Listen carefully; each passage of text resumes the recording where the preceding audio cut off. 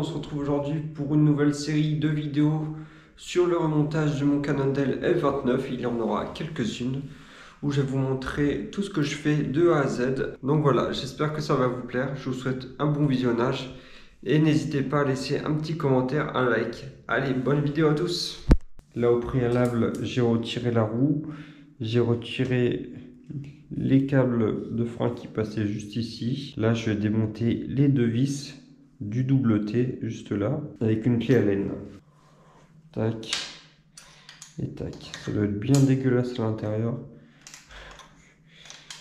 Vu l'état des joints, ça lui fera du bien d'être démonté, je pense.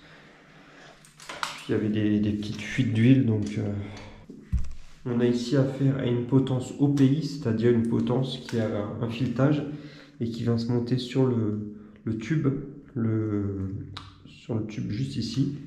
Donc c'est ce qu'on appelle une potence intégrée.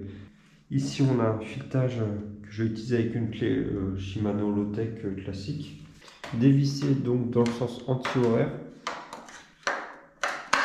C'est bon, j'ai réussi à démonter la potence juste ici intégrée OPI Cannondale avec le pivot OPI qui suit. Donc c'est rien de compliqué, tout simplement il y a un expanseur.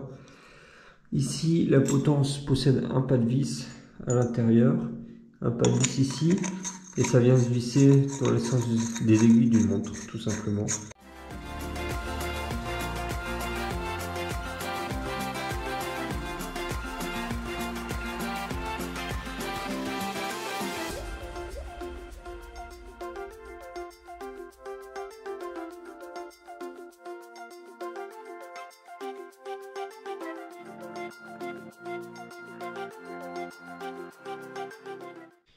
Vous pouvez retrouver le cadre de mon FSI totalement mis à nu.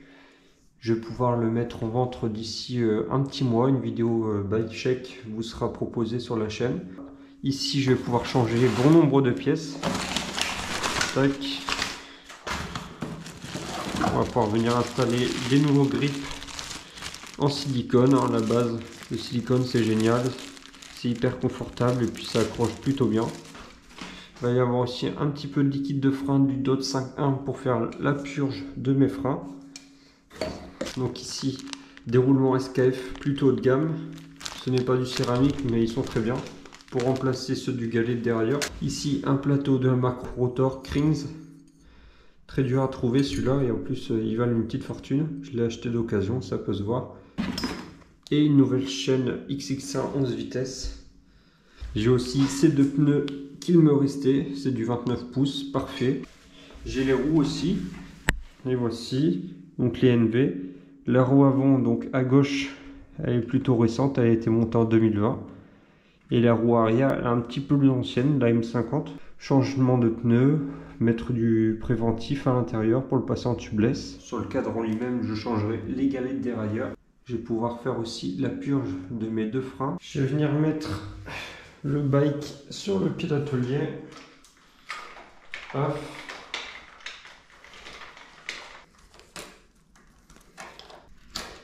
Le câble.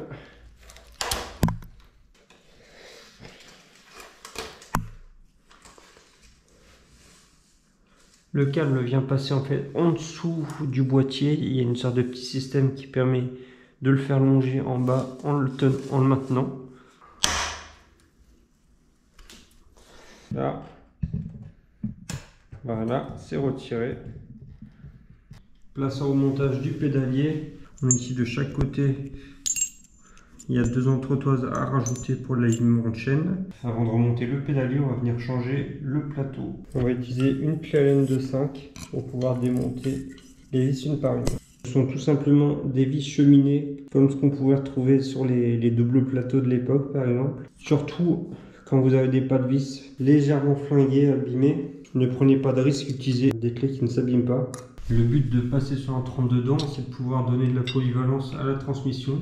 On est sur un 1042 à l'arrière, ça fait trop mouliner sur le roulant. Donc je trouve ça plus intéressant de passer sur un 32.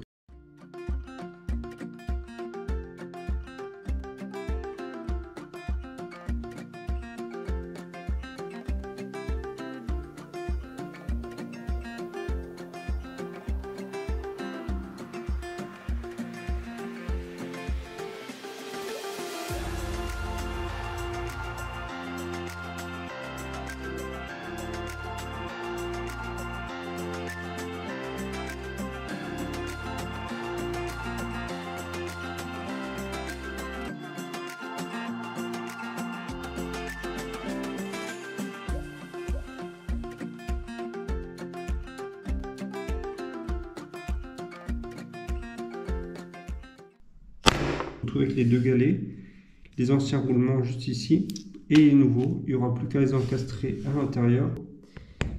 On va frapper légèrement. Ça y est, le voici totalement remonté. Ici, donc j'ai ma fourche qui est juste là. Là, c'est des petits clips. Ici, on a la potence OPI qui est simplement vissée au pivot de la fourche. Le pivot qui va venir tenir la lifty sur cette zone-ci. Donc voilà, on va venir le réintégrer à l'intérieur. Premièrement, on vient placer le cache-poussière au départ, juste ici.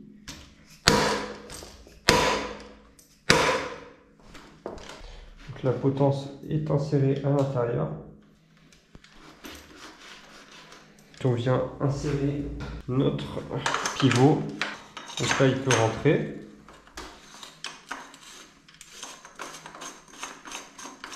Et là, maintenant, il n'y a plus qu'à visser. On peut voir le pivot qui remonte progressivement.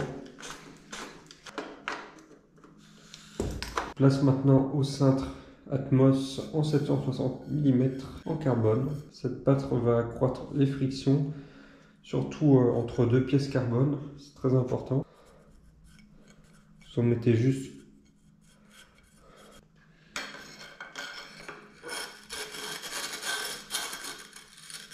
Le couple de serrage est affiché sous la potence. Elle correspond à 6 Nm.